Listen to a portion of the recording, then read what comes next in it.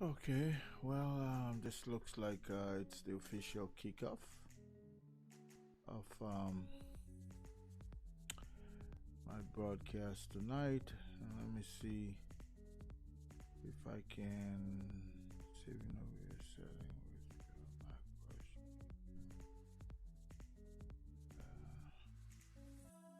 Alright, so I am here once more. Good evening. Those of you who are watching from Southeast Asia, like China and other Far Eastern nations, I'd like to say good morning at your end. This side of the hemisphere, it's bedtime for us. But good evening. Good from my end. It's 10:30. And I'm coming as promised. I said it today that I was going to come out and make a short telecast regarding situation in one in the Council of Patriots, and secondly, I'm also looking at a spoof of disclosures that came from Henry Coster a few days ago. One that I would say should have been left alone and not brought up in the public domain, because a number of the individuals that were called are very private people. People may want to make their contribution, but I don't think it's the intention for people to put their names out there. And that way of doing things sometimes betrays one's confidence upon anyone. If what ensued back in 2011 with Councillor Winston Tubman and the rest of the other individuals that were named, I think some of those things, some of the dire privacy that people hold on till their death, these are some of the situations. Some of us who serve in highly confidential roles with former generals and so on and so forth, or with even political party, the Vanguard, for instance, the Vanguard student movement at the University of Liberia. There were lots of things we did, even though we were part of the government per se, because I was in the military. But there were a lot of things we did just to foster student union movement forward. And some of those things that we did will remain with us forever. Trust me, I'm not going to share any of those privacy. It's not that they led to the loss of life of individuals, but it's just that it's just not a good thing to do. There are certain things that you need to keep. But let me see if I can share this video, then I will be on my way pretty soon. Okay, thanks for joining me. This is Connor Gray, and this is it's late at my end. It's 10:38, as I said. I normally like to come out midnight, but my new rule at the job there is very difficult to just come out at midnight and then get ready, hit the door the next moment to work. So I decide to scale back a little bit, and some of us will continue to inform you from time to time. Most people are anxious. 2020 is here, and the municipal elections or the by-elections, or matter of fact, this is not general elections as we would call it, because the president The race for the executive mansion is not part of this deal, but there are lots of officers of legislature that would be facing replacement, or they'll be facing re-elections. And so we have to be able to pay attention, because this set the basis for an independent legislature. I am extremely watchful of this process, because we have to be able to introduce democracy from the first branch of government. What we had going in the last 2 years was all but a rubber stamp. A rubber stamp in the sense that there were a lot of things that went on relatively up to the before the election of Mr. Darius Dillon. People don't like for you to give Dillon credit, but he brought light into that place. I don't know if he turned the switch on, but I think his presence there made a difference.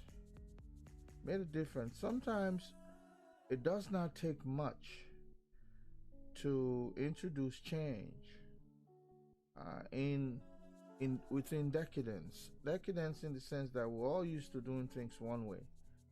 And I tell you what, the presence of this man has thrown, some level of sanity into the legislature, especially the House of Senate. And so now people don't just do things just unilaterally. Matter of fact, people like Albert Shear, they're trying to redefine their own presence, because just the coming into being of Darius Dillon has thrown him off guard.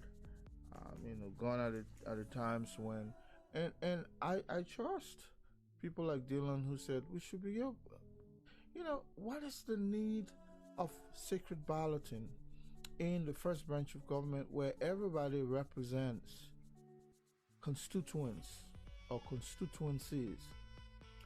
Why would you go and cast a ballot for a particular change or provision, but you don't want people to know how you voted? That in itself, that's not the Sandy Bush. That's not the poor society where you hold those traditional or cultural values within yourself. So I'm hoping to see Darius Dillon, really bulldozing his way uninterrupted, because we need to know some of the things. Take, for instance, the impeachment of Justice Johnny. That was not necessary, but till today, some of us may not even know who all voted for his impeachment. We have to be able to know, because we want to reflect this on our historical reconcilability. Some of us who are historians who write history sometimes, we want to be able to know these things. If we know them, then we will not be misinforming. Well, let me see if I can send this. We will not be misinforming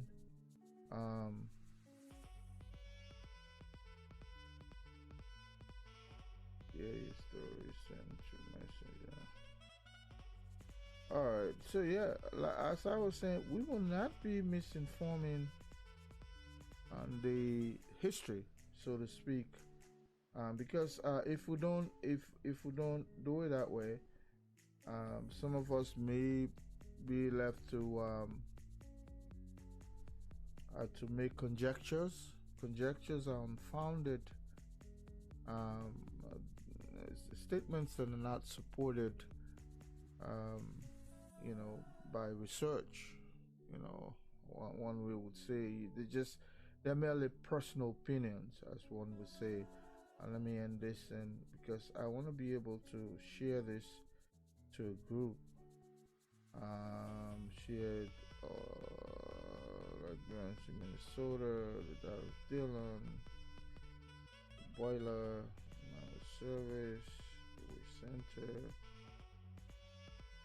Let's talk sport. No, discussing Liberia. HGP Women, the Costa Show.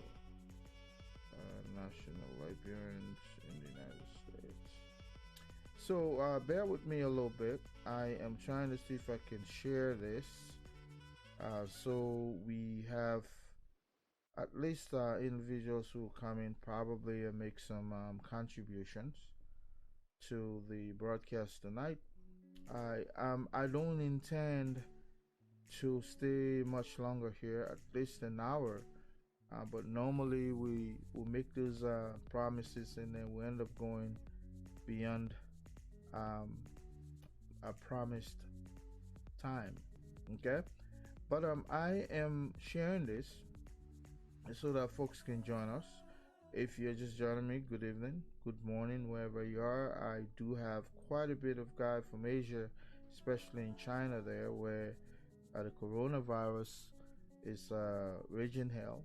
And those individuals, some of them are indoors and they're looking for something to watch. And welcome to you, and hope you are not in harm's way, meaning the situation in China there, Far East Asia.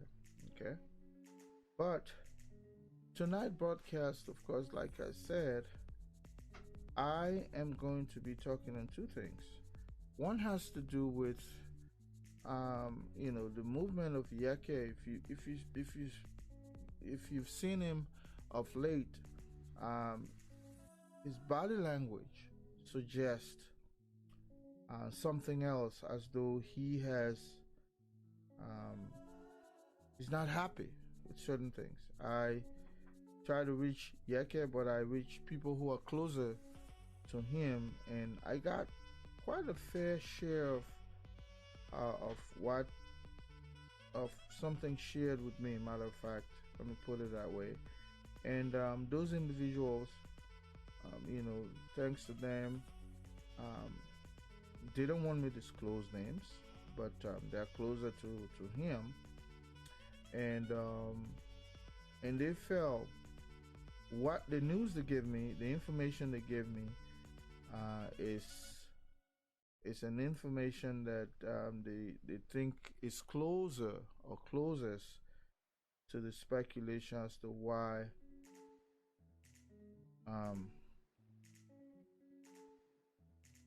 the representative is seemingly withdrawn within his attitude, especially he was a leading opposition voice. Okay. But that in of late he has demonstrated some level of withdrawal. Okay. And I think I have, to some extent. Let me see now if I can start a watch party here.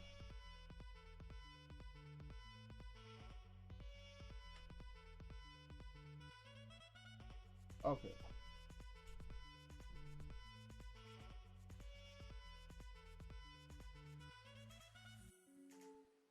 So, like I said, good evening, good morning, wherever you are. Recently, I think this was last week, if I'm not mistaken. Might have been on Friday or Thursday. I am not going to play the audio.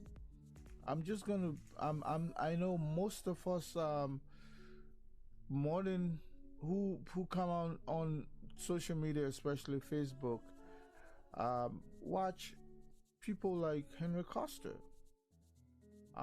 We watch other individuals. For me, I watch even Prophet Keys. I watch people that you may least expect that will gain traction to others. But I watch those people, because some of us are engaged in. Let me make sure. Why is this thing not on? Hold on. Some of us who are engaged in broadcast, in the business of rebroadcasting or broadcast journalism, we normally would watch some of these talk shows. So everybody comes out with some level of information. Yeah. And so hopefully this thing is showing. Uh, but yeah, so I don't intend to stay long on this broadcast, but on Friday of last week, Mr. Custer had a show and he was trying to explain how very adept and broke Mr. Weir was, especially the moment leading to his election as president of the Republic of Liberia. And he had gone to work, he was trying to look at 2011, how they had gone to certain individual, through the through the instruction of Councillor Winston Tubman, who was then the standard bearer of the Congress for Democratic Change. And so they had gone to see this individual who had promised to contribute to the Winston Weir campaign back in 2011.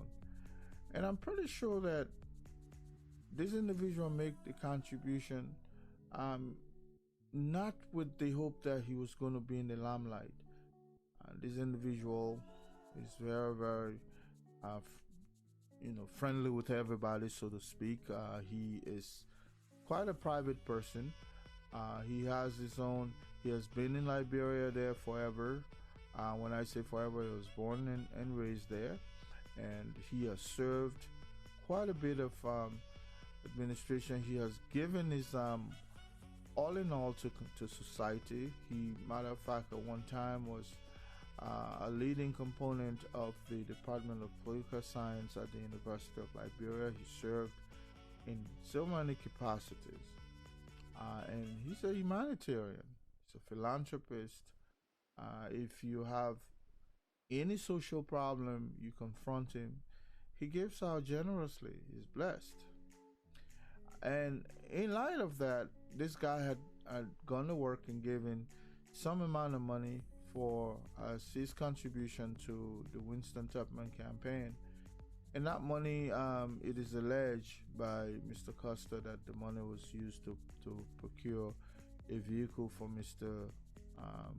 for the President Weir, who could then not even afford a car. But I still believe that there was a way to tell that story without revealing names of people, without naming names.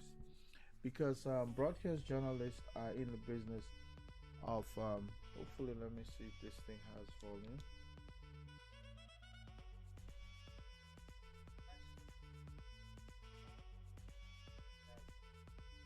All right, that tells me yes, I do have volume here. And as I was saying, that there are ways that he could have, relay that story without even calling names. He could have said we went to an individual and the individual gave a contribution to the Winston Tubman campaign. But the way he said it, it shows that this individual, Mr. Costa, does not have the ability to hold on to privacy. My question is, did that hurt his brand? Because lots of folks may want to do business, even the way he left Liberia recently with the kerfuffle with the government. He left Liberia, but you could see sometime that he was trying to reveal certain things that were, that came to his aid for that enabled him to leave Liberia unhurt. And even with the Republic of Sierra Leone, what was done there are things. Sometimes some of these things you just let them alone. That shows maturity.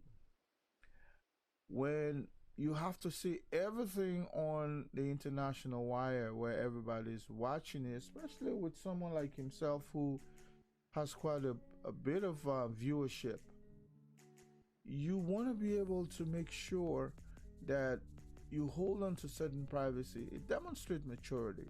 People will do business with you knowingly that you can protect their privacy. It's almost in revolutionary movement. You have to be able to keep certain things in your stomach. They go with you to the grave, to your grave. You understand? They go with you to your grave. Like I said, during the student movement in the era of suppression, when some of us were soldiers, but at the same time trying to usher democracy into our country. There were a lot of things we did. I'm not going to say some of those things here because they demonstrate, like others may see it looks like it was betrayal. But I'm only saying that sometimes there are things that you do in life to contribute to a larger cause that you need to hold on within yourself. Learn to do that, you know. But let me switch back to Yekeh. I had gone to, talk to someone who said, and even someone about a group of individuals, because we tend to confirm on these kinds of stories the fact that it involves a representative of our republic, Mr. Yekeh Kolubah. People had seen him hugging, inside the party cadres of the CDC, and some people that he probably may not have even come to closer proximity with. He was seen hugging those people. Matter of fact, he had a gentleman, one of his colleagues had on. I mean, he had what we refer to as those Islamic hat. He said, according to him, that was the hat of Representative Karis Gray. And we saw him hugging with Solomon George. Vocal people, even now he has been given position, one that was never possible before. He has given a committee by the Speaker of the House, Chambers, and he was seen also hugging Chambers. But while that may seem all speculative, we still did not rest until we asked, and they said, well, "What's going on here?" Because Yekeh is a composite part of the opposition, but you can tell from his body language that he has dropped his feisty advocacy against the other side of the administration, led by the executive, Mr. Weir. You can see that when he was asked, he toppled down, he bucked down. Like in the past when he used to barge his way through, but not anymore. And folks, were concerned what was going on. So we took the microphone to people who are closer. And what I was told was that the Council of Patriot, the COP, you could see the first, back in December, when was the ensued demonstration? I think it was December 30th, if I'm not mistaken. It was December 30th that the Council of Patriot had promised to stage a demonstration. But that demonstration was called off, unknown to Mr. Yekeh. Matter of fact, he was on his way there, and I think being an honorable guy, people stopped him and said, "Hey, but there's no demonstration. It has been called off." And I think the U.S. government had intervened through his embassy, and other, people came in, like ECOWAS, to actually, suppress the demonstration, in a sense, through negotiation. But a key player like Yekeh should have known. He should have been part of those prior negotiations. And I think that was the beginning of a bigger division within the Council of Patriot. I say this because Yekeh was stopped. He argued bitterly against the security forces who stopped him to to come to when he was working his way to the demonstration. What should have been the demonstration site? And he was told no, there was no demonstration. So that was count one. Count two. This Council of Patriot had gone to work and filed something called Articles of Incorporation, Articles of Incorporation, COI. They had gone to work. When you file an article of incorporation, you are legalizing your organization to do quite a bit of things. It could be a political party. It could be a pressure group. It could be a business. It could be so. But the article of incorporation will suggest exactly the functions. So went to work in such a dire move. When you file in key players supposed to be part of that article of incorporation. Matter of fact, they're supposed to append some of their signatures there. Not unless someone declines because of their role in the system. But I think what happened is this. Mr. Yekeh was left out. He learned about it. That the COP have filed an article of incorporation and now they're legal. But then the officers that signed, Yekeh was not part of them. And that did not go down well with him. That did not go down well with him. That's what I heard. But why he was not informed, why he was not brought in, nobody knows. So now, it looks like Yekeh is on a payback. Because people may want to dismiss him as someone who does not have much to contribute to COP. Look, when that demonstration was dying down, it was Yekeh actually who took on his own momentum. He took upon his own sophistication to galvanize for that demonstration. Nobody should think that when Henry Costa was going to Liberia on December 19th, Yekeh had nothing to do with that. Yekeh was the gentleman who mobilized. Yekeh is a mobilizer. And such a valuable asset to a team. When you're moving every step of the way, you should be part of. But I think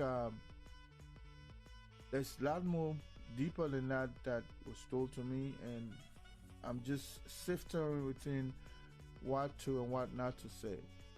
But Yekeh had gone to work. I think he has severed his relationship now with the COP. Maybe, people say, article of incorporation, you can make amendments. You can amend the bylaws, the rules, the articles themselves to reflect certain changes. But then it's like going back all over on the drawing table. I'm saying this, that what was done to Yekeh was not fair.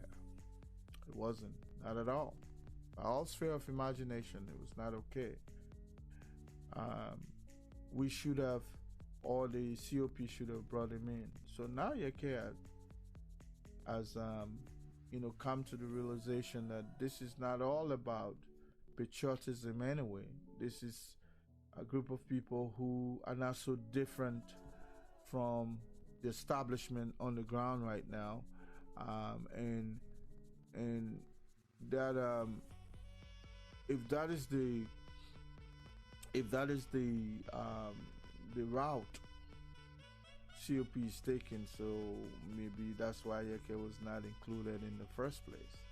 But I don't believe that he should have been left out, or had he been informed that, hey, this is our intention. and we want you to be part of. Like maybe Senator Dillon, for instance, may have declined to append the signature to an article of incorporation, but he was informed. Why Yekeh was not informed is the bigger question. And so these are some of the interesting dynamics that will be playing in the course of 2020. Some of the individuals think it's time now to convert that COP into a political organization, political party, not even organization. Organization could even be pressure group, or political party. And being a political party, of course, now you begin to see the level of people that would be involved with the Council of Patriots. But sincerity is very important when you are establishing these organizations at infancy. Let us take, for instance, in the very first, look, people are making the claim that when the COP started, Henry Costa was not even part of it. He did not even know anything about it. I had a conversation with the Fadigas. I wanted to know what happened. I wish I could bring them on board at this telecast tonight. But I wanted to know what happened, because there was quite a bit of rambling. And people have a way of not, when we talk about people need recognition for their effort. People want to, apply street talks. Like we'll say, a shallow way of looking at it. That when people are involved in advocacy, they don't expect payback. That is not true. That is not true. I always like to take an argument and discern it to a level where, I'll open up your horizon. I want you to think, before you make a comment that people are selfless in their own advocacy or in their own advocacy endeavor, you have to think. Now you want to say, oh, Martin Luther King led the civil rights movement. Well, for Martin Luther King, the payback was to reverse segregation. That was something he was seeking. That was his self gratification. And nobody should ever think that the movement led by Martin Luther King did not solicit for contribution, to enable the movement foster its work. You understand? No different from people getting paid. You understand? That was the Kings were not deeper they were not rich, so they solicited money from all over the place just to foster that organization. In churches, pastors ask for tithes, they ask for contribution, they ask for collection. You may want to see it like it's not on their behalf, but some of these pastors live largely. Some even have private jets. You understand? But all in the name of paying your tithes. You understand? So nothing is done for nothing. If Yekeh were to request that he gets the level of recognition for his effort in COP, I think it was only fair enough to give him his flower. That's not asking for too much. Why would you form the COP and you were called in, and now you assume the leadership of the Council of Patriots? You understand? The first people that actually sat and formulated this organization, they had an inclination of where they wanted it to be. They wanted it on the grounds of pure advocacy. It was not a tool that should be used to to frighten others, to cajole others, to blackmail others, to get money, extort money out of people. That was not the intention of the COP. These individuals had used that organization. I intended that organization to be an actual pressure group, real pressure group that will bring enormous pressure on the government for nothing. Nobody was going to take any purse that they should call off demonstration, as was speculated. Some of those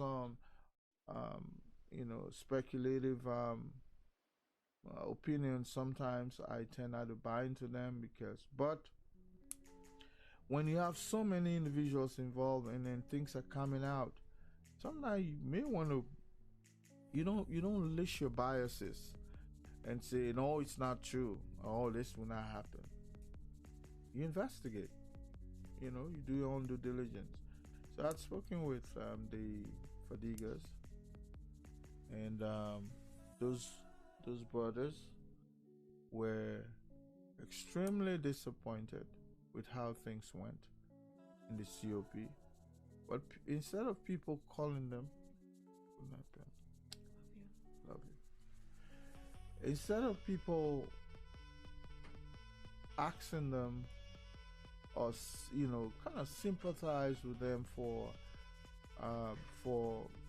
sticking up to, look, we always think that when we support certain individuals, there's no wrong in we seeing them.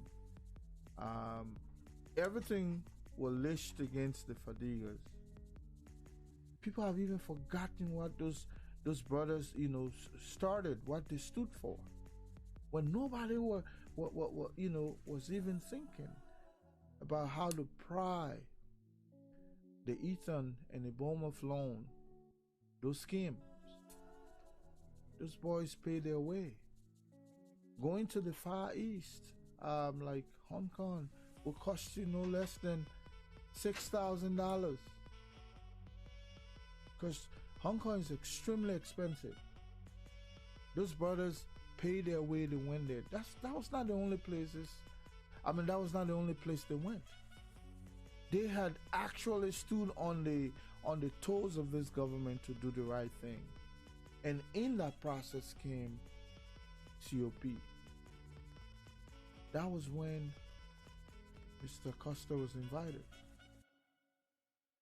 Okay, he came in, he stepped on everybody. Okay.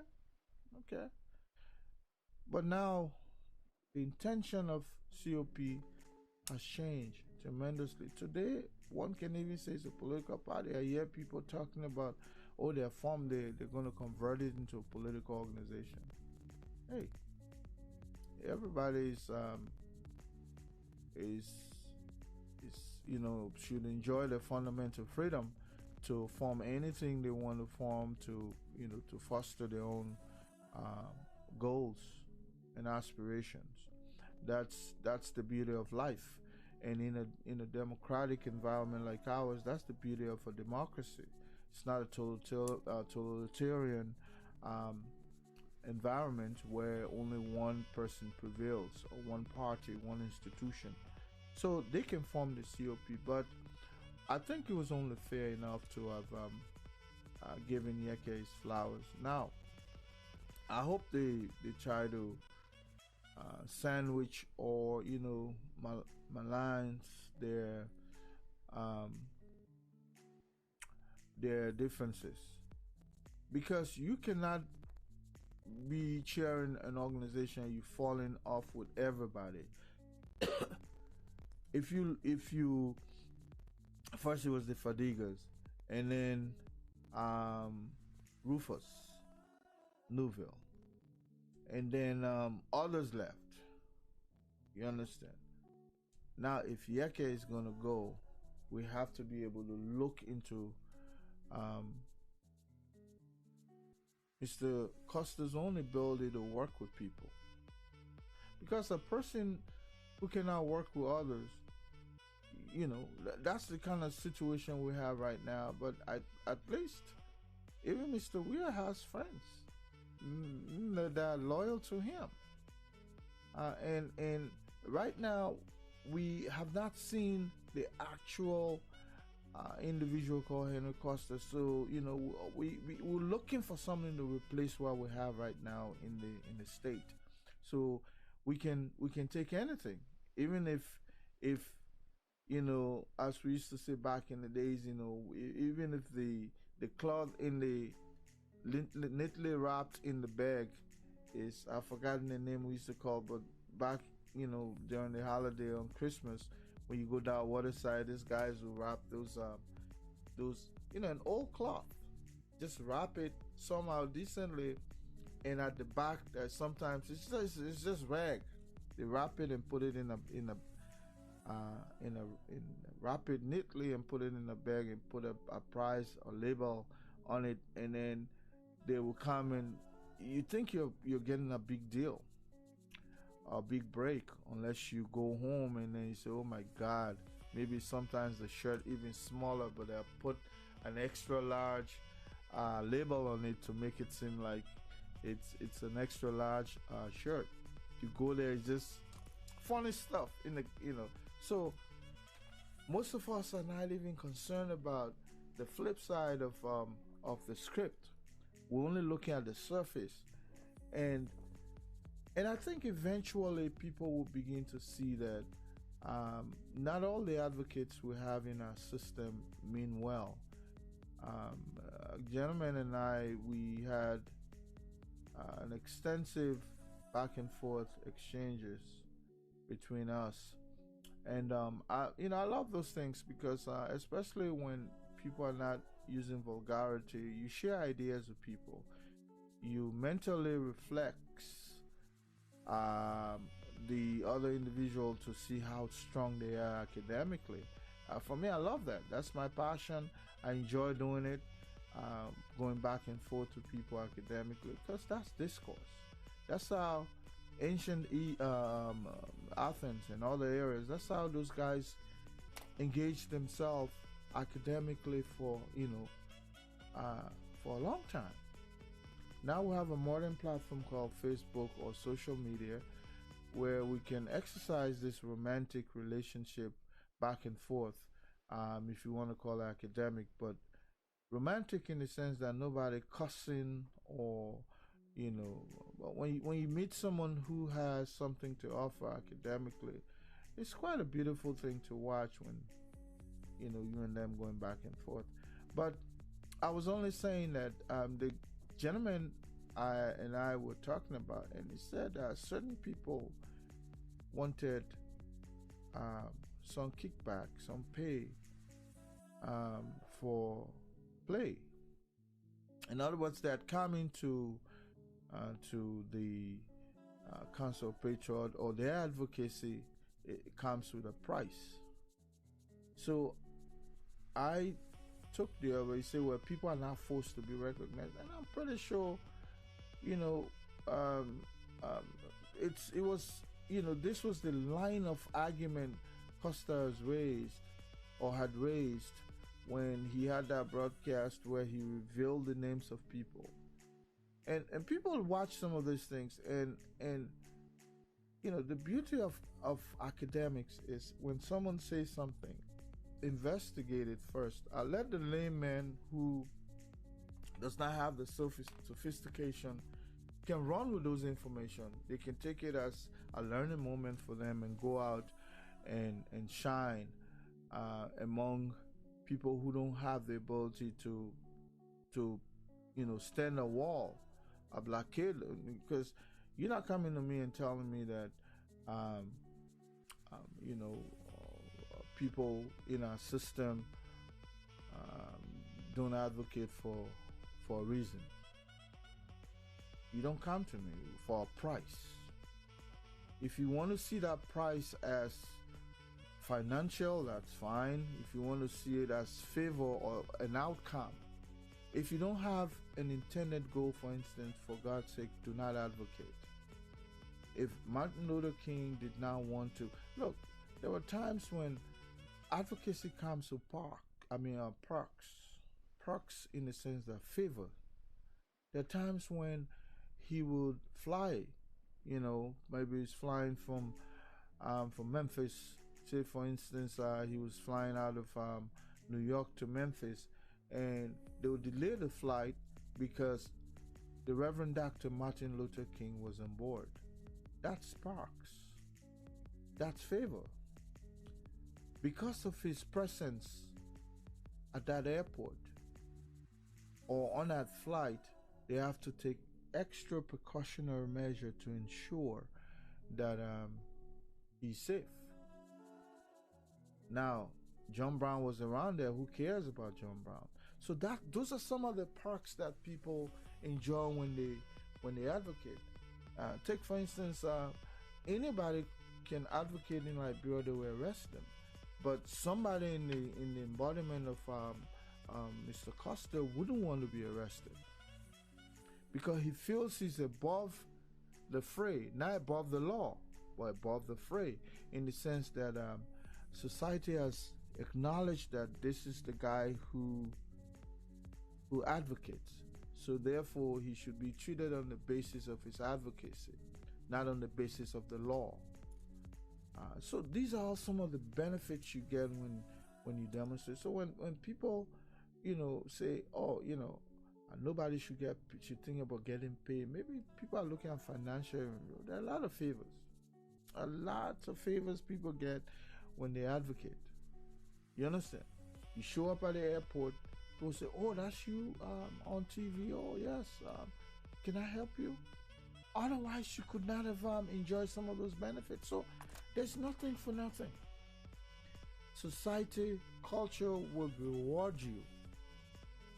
These are social compels. You're forced to enjoy certain privileges that the common man would not enjoy, because that is cultural. You understand? That is cultural. The same thing bishops, clergy people, and so on, the same thing they do. Collect Sunday offering, they pay tithes, and other contribution financially are made tax-free, because those are a tax-free environment. But now one day those money would be deposited in a bank of heaven where God is in the name of God. But then they're telling you that you're collecting this money in the name of God.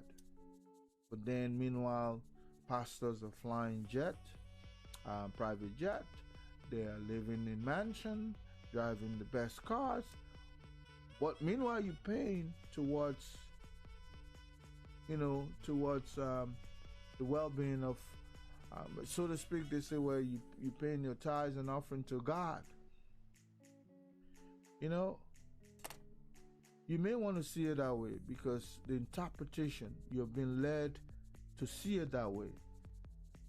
But then if a man goes down the street and say, hey, I'm not going to advocate until I get some money in my pocket. Now, it may seem like it's coming at a price. Person is asking for favor in return. Oh, not the same, others may say. But it's the same. How many times have some of those money collected, mega money collected from churches sent to heaven? They're spent right there. Somebody will say, well, let's use it for, the well-being of the church. Yes, that's one part. The well-being of the church also includes paying the pastors. And some pastors will even come out and tell you that God is a God with a materialistic God, for instance. I've been to churches where they say they talk about bring all the finest gold. You understand? Because they believe that God Himself should be rewarded adequately.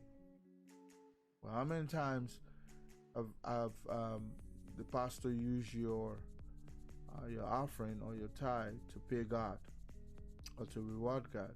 It means in the well-being of the church, which also include running the well-being of the pastor. That's advocacy. They advocate for religious, for someone to become religious, so that they can be a virtuous person. Okay, but meanwhile, you have to pay towards that. So nothing is free. I don't like the idea when people say, "Oh, some of the people advocating they want money. You pay them money." Costa just set up a GoFundMe. Like I said, the Martin Luther King movement, they had some of, even NAACP, they had some of the largest bank accounts. Who do you think beefed those bank accounts? Their members. So there's nothing for nothing. If you want to bring that debate, I'll bring it on so we can have it. But I think even if Yekeh was requesting that he gets recognition, what's wrong with that? What's wrong with that? Do you know how this man went to work, risk his own life? All Yekeh needed to do is just to shut his mouth, work diligently, and his life was just going to be easy. You understand? He has done quite a bit. And I think it was unfair to him for COP that he nurtured to have formed an article of incorporation excluding him. That was not fair. It just tells you how very ambitious people can be going forward. I can tell you that some things that happen out there, you need to go, there's like a mirage. You stand far and then you're driving, it looks like water is on the road, but you get closer, there's no water. Some situation you have to get really closer to understand the moment, if you have the intelligence to understand. I think if you go closer to some of our advocates we have today, some of them are worse than George Weah. You understand? Some of them are worse. It just put power in their hands. I'm not going to tell anybody that not to support who they want to support. You want to support anybody, go ahead. But there was a time when we told people that this individual you see called Mr. Weah is not who he is. But still some people have not seen that side of him. That's okay. That's okay. For some people, nothing is wrong. I think those who are gifted to keep people's mind away from the truth, we should give them kudos, because it's a difficult thing to do. Somebody like myself, if I do anything wrong now, the society would know, and everybody would say, "Oh, that's that Remy guy." You understand? But others that's probably the gift. That's their destiny in life. Nobody sees what's wrong. And so there are times when people have come into my inbox, you understand? And one guy, for instance, came the other day in my inbox and said, people are praying for COP not to progress. People are praying, it's like a childish way of discussing things. People are praying for COP not to progress. Now I say, if you believe that prayer will stop the COP from moving forward, then pray that the COP moves forward. Since you think that somebody else's prayer will stop your progress, then pray so that you can progress. Simple. You don't need to come in my inbox to let me know. Just use common intelligence. Since you think prayer is so powerful that it can stop the progress of certain things, well, you pray so that you can progress. I think God is an impartial referee. He sees whoever asks, they get. So if you think that prayer will stop the COP from making progress, then pray. Simple. Don't come in my inbox and tell me some of you guys are praying. Rubbish. That just tells you how very mature, how very underdeveloped, how very, declined the minds of most of the people you see running around as adults are. The fact is, the minds of our people, majority of them, you understand, when you talk to them, you see. Or maybe that's the cultural way of doing things. That grown up or that recalcitrant way of talking like you're in the street. Oh, all these smaller jargons people use out in the street. It's not that some of us don't belong in those areas, but we don't make them as though that's the only life we live. You understand? Oh, you jealous. Street talk. What does my jealousy to do with your progress? You understand? Again, if jealousy is something that hurts someone, then you should jealous 3 times. You understand? So that my jealousy got nothing to do with someone. You're envious. You want to be like this person. Who wants to be like another person? But I am going to stop here. But I just wanted to talk about this situation with Yekeh Kolubah. I think if people have access to him, they should reach him, because I think Yekeh is a good voice in the house, and his presence now. Normally what people would do when they serve a relationship with you, they don't look at your contribution in the past. Our culture is very keen on that. It first started with the Fadigas. When those boys took the detour, people started coming after them. They forgot what they've done. They forgot completely. They were only looking at that conflicting moment where they are separated from somebody they like. So eventually the Fadigas were no longer desirable. Oh, who are they? Instead of trying to acknowledge what they've done, the contribution in the past. It's like you have your spouse at home, and then you guys start having differences, and you guys decide to go to separate. It's very easy to always think about the evil side of things, the bad side. But there were so many good and very brilliant and brighter days and very good days that you had together with someone. It's just that you guys have outgrown those good days. So the relationship is going south.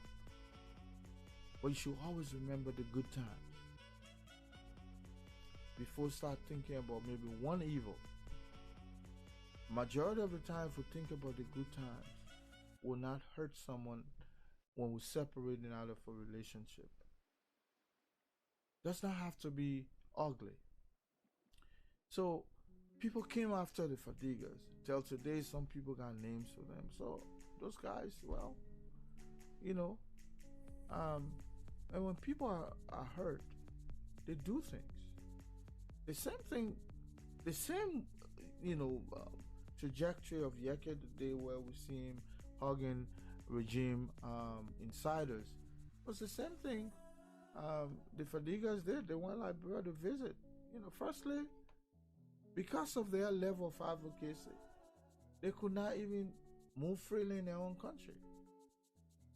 Nobody wants to be that way. Yekeh the same. Every second, people at his house, security forces shooting guns.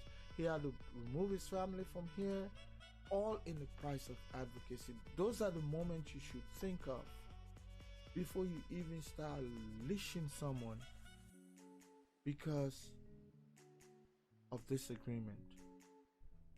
Yekeh was the guy who did a lot of things to endanger his own life. Firstly, we did not make him. I always say that. We did not make him. He's a self-made guy. He ran his election. He won. He had to be in the house and started being vocal before some of us saw him. We got nothing to do with his electioneering at the house. Of District 10. So he owed nothing to us but his constituents. But this guy stepped out of his comfort zone to, for a bigger cause. Pretty soon I saw some folks and said, in fact, he was not making sense whenever he talks. That street way of looking at things, Liberian sometimes, we got to be conciliatory. You understand? If someone disagrees with you just one day, 99 days you guys have been good friends. Just one day. Man, it's one day out of 100. Why can't you think about the 99 good days and drop the one day? That way, at least you leave room for future amendment in a relationship. But some folks, that one day, they will try to flip it like it's the 99 days. They went against the Fadigas. Now I've seen some people have some really shallow things to say. Oh, I think some of us, I would hate to dismiss people level of intelligence, the smartness, but those are all realms of illiteracy. The tendency of illiteracy, where people don't use rational power to think, they react instantly, and those are some of the attributes of lower animals, like a chimpanzee or a dog. You enter the house, the next thing is springing on you to bite you. That's instinctual, and that's how majority of us behave. We use our instinct. We don't use that intelligence that God has given us to reason. But wait a minute, let me reason a little bit. And those are the same individuals who, when they're angry, instantly they raise their hand and hit their significant others. If you can do it with someone you don't see, they're on the internet with you, you guys are having chat. Right away, you go to the person's mother, start cussing. It's just a matter of you not having access to that individual physically, because you raise your hand and slap. Instinct. Like a dog will bite you before they even know that you are not there to harm them in the first place. So sometimes it's all based on the fact that majority of us are not educated. I always say this. If you're educated, you will not be cussing, because you have many ways to get out of any entrapment. Any entrapment, you have that level of freedom to just get yourself out of that entanglement. But if you don't have the intelligence, the first thing you do, you instinctually react. React. And that's what makes our society so dire, because we have to be able to begin to educate even people who claim to be educated. You understand? They're the first to raise a hand or cuss. And I hope Mr. Kolubah, Yekeh Kolubah, the representative, will see our reason, and you can tell that he wants to talk, but he's waiting for the moment because he wants to still see if he can mend the relationship. This is a man with his family in exile. How many lawmakers in Liberia have their family in exile? With the exception of those who have left the United States and gone there and won election to represent a constituency, or left other areas. Yekeh did not have to send his family away from Liberia. even to the point where he was accused of kidnapping. You understand? All he needed to do just shut up, remain quiet, and move, do his job as representative. Now, the moment people see that he's trying to put his life back together, number one, elections coming. How many of us were able to say, let's organize a fund for Yekeh? You think Yekeh can get jealous to see people putting money together for Darius Dillon? But he, Yekeh, who is more acrimoniously advocating. This is a guy who using his own resources to advocate. How many times have people put money together and say, let's see, re-election coming, let's see if we can support Yekeh? So either Darius Dillon or Costa. So all of those kinds of moments, you have to share the bounty equally. If you want Yekeh to advocate for you, well, we have to keep Yekeh in the house. I've had people say, we don't care if I let him go. Look at that. Look at that. Yekeh has done so much for the opposition community. If Yekeh goes anywhere, you understand, Yekeh will always be a darling to some of us. Because you know what? He tried.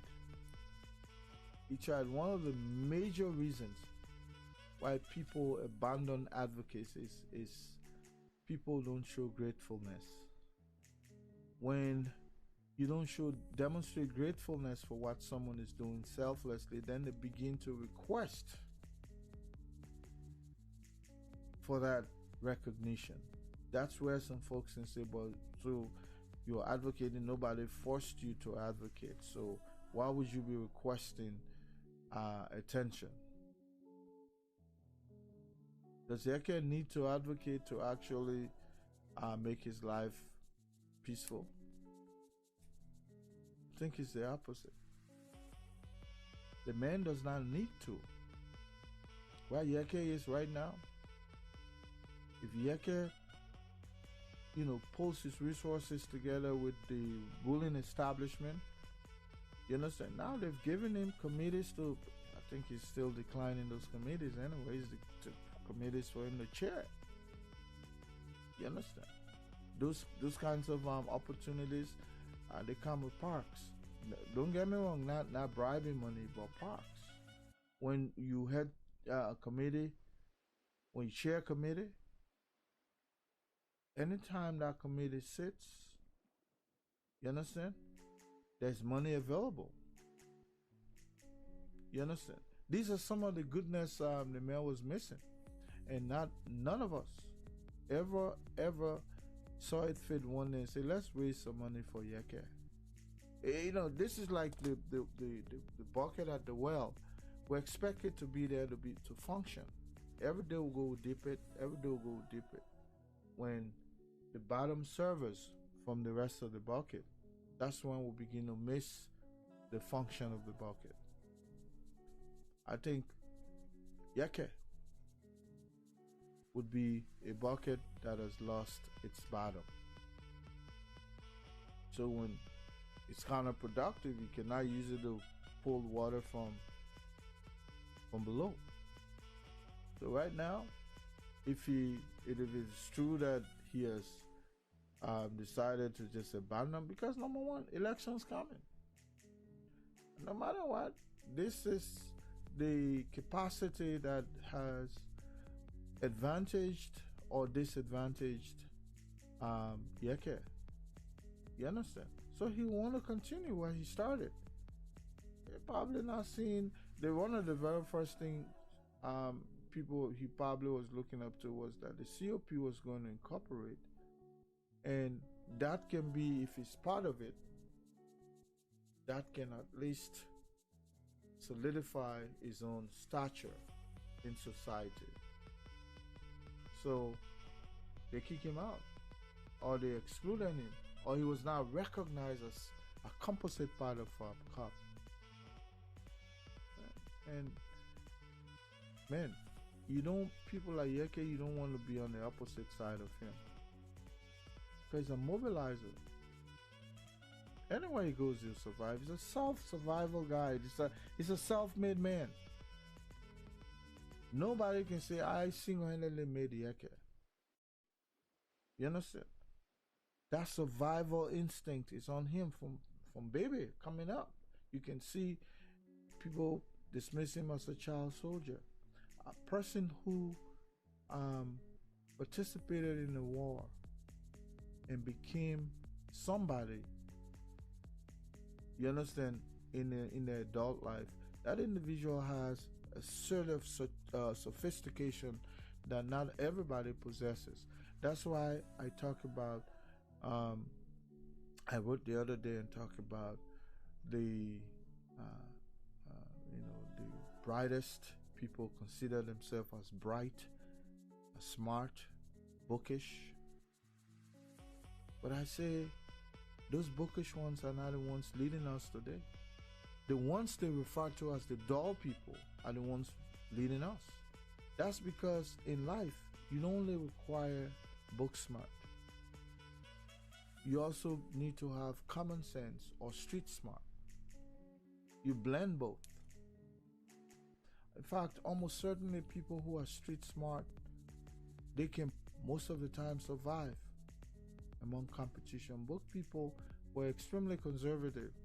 The moment hardships start coming, you see they're complaining that a certain politician or politicians are not really vocal enough, and they want to play clean, and they don't want to be touched. Well, the street smart people will go down the mud and mingle. So at that level where they're sharing the bounty, they will have their share because they're there. But the guy who don't want to be touched, I don't want to be touched, that individual remains isolated. That's the sanctity of life. It is so clear that if you don't mingle with chimpanzee when they're wrestling over a plum, when they actually decide to share the plum, you won't get your share because you don't want to wrestle with chimpanzee. Simple. And it will go on and on, even down to elections. When people want to come out and say, we're going to go elect certain people. Look, I said it here one time that the majority of those who are voting, you understand, are the common man. And street smartness sometimes live among the common man. Those are the people that are going to go elect. They're not coming to come look at somebody who don't share their identity. I said that. So what do? You fake it till you make it. Forget about the book. Go down the rim, and just to tell you how people are clueless. That's why I say people think probably they've lived in the United States, and so therefore they will just overnight transfer the culture in the United States into Liberia. We're talking about the CPP, the CPP is the collective political party. Okay? The collective political party, or the CPP, comprising of maybe about 4 or so political organizations. Now, they are at that level where they're talking about electing standard bearers. A standard bearer, someone who will represent the CPP. Normally people will say, well, let's go to a convention. Let's have a convention, and at that convention we will elect who would represent us come 2023. Firstly, if you want to participate still in a CPP, you have to have had a term of reference by now. I'm telling you about book people. You get too much of them in a room, nothing gets done. And then I drew the analogy of the bird or the ants. I say ants and birds, I love them because it takes one to lead, all the rest follows. Even if they're going into a hole, all of them will drop in that hole. That's not the case with educated people. Somebody came up and said they should have a survey. Maybe who's going to organize a survey at the Akana group? You see how people think. That is typically, even in America, they don't do survey to elect, to nominate a standard. So I don't know where that concept came from. Maybe somebody was looking at going to work so they can make some money and put it in their pocket.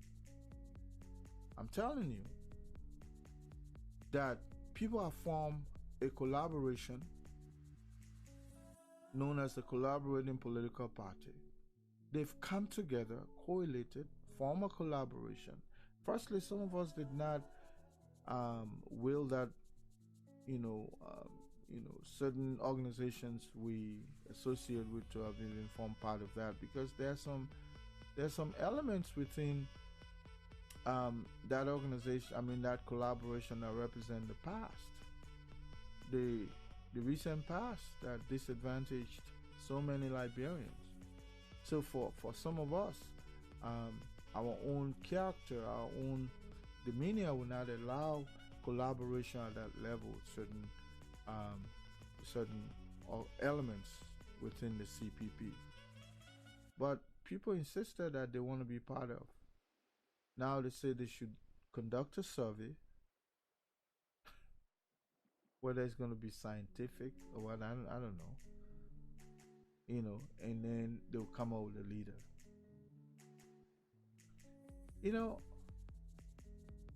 Sometimes when you look at the level of the level of harm that too much wisdom cause for a society, sometimes you just want to be able to say, you know what, I prefer to deal with a stupid person. Because the bookman, the smart man, will always want to think extra. Simple. You form a collaboration, you go to a convention, convince the delegate that you are the leader, and in the course of that, you get elected. If you don't get elected, it means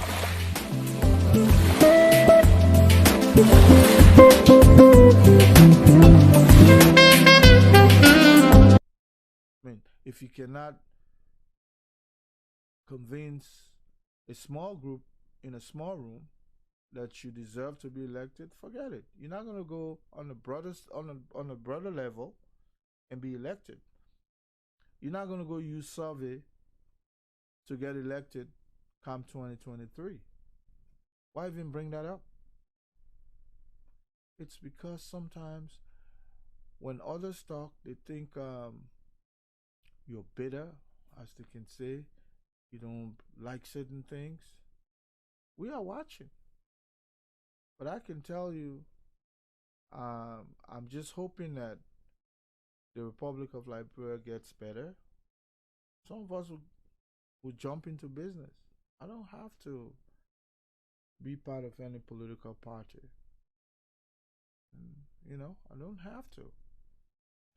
If I was doing business, by this time I'd be a wealthy man, as opposed to paying attention to politics. But thank God for the moment, and I hope Mr. Yekeh gets reelected, and he probably has seen that That's the only way you can make a comeback is to realign.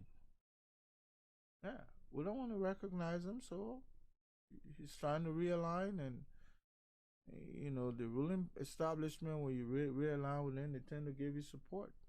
And Yekeh needs that job because we need him there to advocate.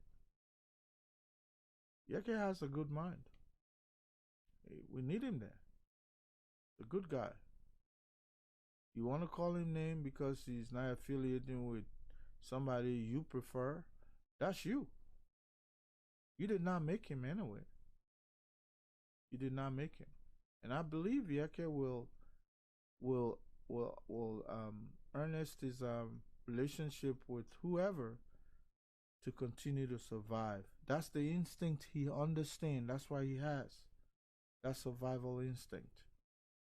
If you think he should be there as the chamber boy to carry someone's chamber, and then you don't know his use or his role of trying to prevent the house from smelling by being the chamber boy who takes the chamber out of the house, the chamber is going to stay in the house so you can feel the worth of the chamber boy. And I think I'm saying this because Yekeh will definitely survive. Um, you don't like him because he's trying to pull his own way up. That's you. You did not help him to get there anyway in the first place. But we have to stop with this egotistical way of doing things. It's either my way or the highway. Um, Now that the Council of Patriot has filed the articles of incorporation, let them become a political party. Let's see what happens. You understand?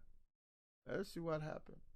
And I know, um, so to speak, the ants and birds, they have the leader, and all of them line up behind that leader. So it is us. You understand? We will be the victim. And those people are happy. Whenever they see we can hold together either in the CPP, believe me, the COP is just a matter of time. If the CPP cannot hold, this COP will not hold. It will not hold. So no man. But meanwhile, the other people will hold because they believe in our philosophy. One man is leading the group. We're just going to be unquestionably be behind that one person. That is so beautiful to watch. Yeah, while we're there, we fly in different directions. You understand? We'll fly in different directions. You think we're hurting this one stable organization? No, we're hurting ourselves. And now we're talking about COP. Oh, I don't want to be that's CPP. Oh, too many C's. But anyway, have a good night. I am going to stop here and then I will forward this broadcast in other chat rooms so that people can watch it. But so if you have any question, of course, I think you should have access to my phone number, or leave your comments and let us see where we'll go from here. But I am watching 2023. I'm not going to be part of any ardent political campaign. I'm just going to be start winding down and start looking at doing business. I think it's important that some of us leverage what we have acquired as public or civil servants here in the States and start putting our money into investment and let this political thing just go to those who want to continue with politics. Good luck. Okay. Till then, have a good night. I intended to come here for an hour, but I think it's An hour 24-25 minutes have spent. Thank you so much for watching, and share the video if you can. Good night.